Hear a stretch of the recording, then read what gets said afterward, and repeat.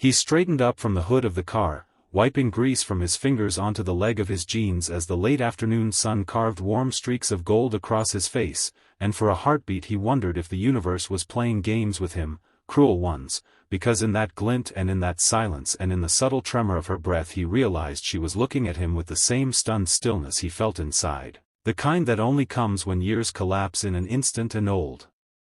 memories rush back like a flood with no dam to stop them, and though she looked different now, sharper cheekbones, colder eyes, expensive clothes that belonged to corporate boardrooms instead of playground swings, there was still something beneath all of that, something fragile and familiar, the girl who once swore she would never leave, and the man inside him who once believed her. And as traffic rolled by and horns honked and life continued loudly for everyone else, the two of them stood locked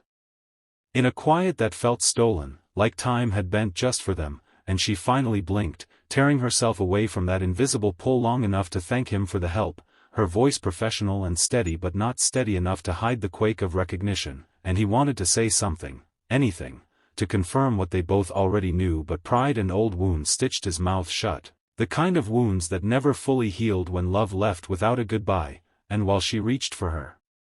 phone to call someone from her office, he crouched down again pretending to check the engine even though he'd already fixed the issue, because if he kept his head down just a few more seconds maybe the memories would stop hitting him one after another, the rooftop kisses, the whispered dreams of running away together, the night she promised he was her future, and then the sunrise when she was gone, vanished into the city with ambitions too large for the town that held them, leaving him with an engagement ring he never got to give and the weight of an almost life he learned to bury beneath responsibilities, rent bills, and the wide brown eyes of a 5-year-old girl who called him dad, and as he tightened a bolt that didn't really need tightening, she studied him the way CEOs study competitors, searching for weaknesses, motives, leverage. And he knew that look well because the girl who once wrote poetry in chalk on the sidewalk had transformed into someone who commanded skyscrapers.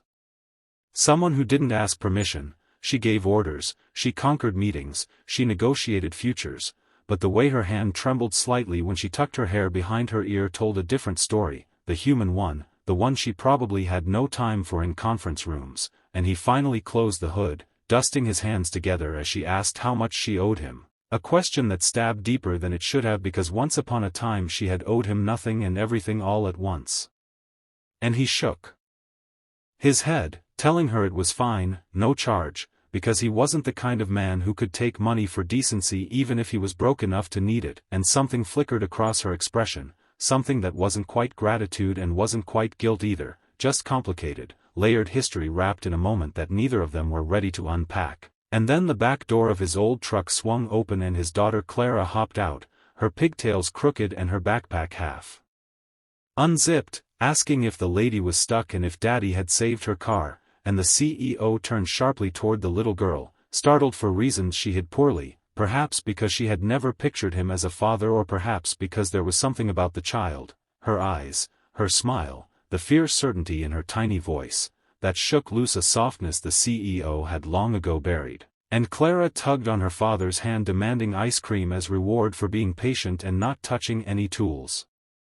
And the CEO almost smiled at that, a real smile, the kind she probably didn't allow herself in board meetings, and for a second it felt like worlds colliding, innocence brushing up against ambition, small-town warmth absorbing city steel, and when she finally climbed back into her repaired luxury car, engine humming perfectly, she hesitated, turning to him with a look that hinted this wouldn't be the last time their paths crossed because fate didn't do coincidences this dramatic without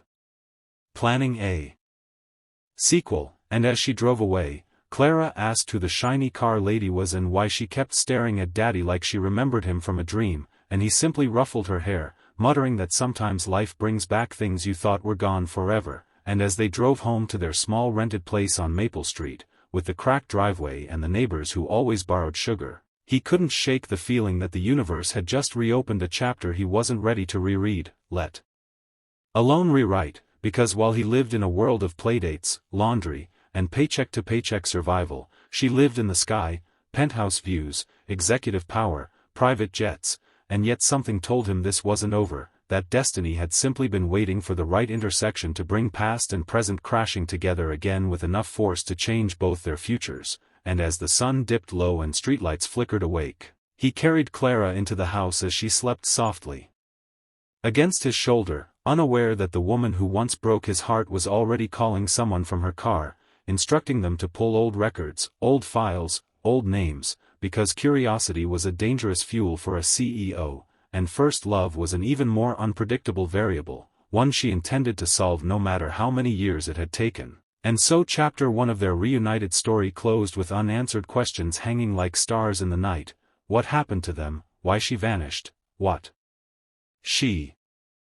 wanted now, and whether a simple mechanic and single father could ever fit into a world built for power and wealth. And as the night breeze whispered through Maple Street, it hinted that the answer would not be simple, and the ending would not be predictable, so viewers should stay hooked for what comes next, because Destiny had only just begun its plot twist. And if you're enjoying the journey so far, make sure to subscribe for chapter 2, because this story is only getting started and you won't want to miss what's coming next. The next morning unfolded beneath a sky painted soft blue, the kind that made Maple Street smell of dew and early promise, yet inside the small kitchen of the rented home the single dad moved with the sleepy efficiency of a man who had learned to juggle breakfasts, missing socks, and kindergarten schedules like a professional. While Clara ate cereal 2 spoons at a time and told elaborate stories about dragons that lived in clouds and princesses who didn't need castles because they had swing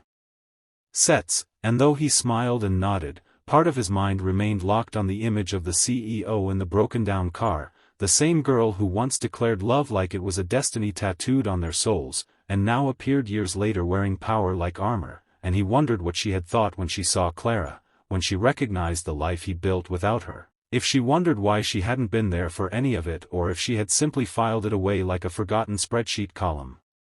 Irrelevant to quarterly profits, but across town in a towering glass building where the skyline gleamed like sharpened ambition, the CEO, whose employees called Miss Kensington though once upon a time he knew her simply as Elise, stood in her office overlooking the city that had made her ruthless, tapping a manicured finger against the desk as she demanded answers from her assistant, a young woman in glasses who stumbled through the report explaining that yes, the mechanic was the same Ethan Hale from their hometown. Yes, he had disappeared from the city years ago after abruptly leaving college, and yes, he now raised a daughter alone with no public records indicating a mother, and Elise absorbed the information in icy silence, her mind racing through memories she had spent years burying beneath success.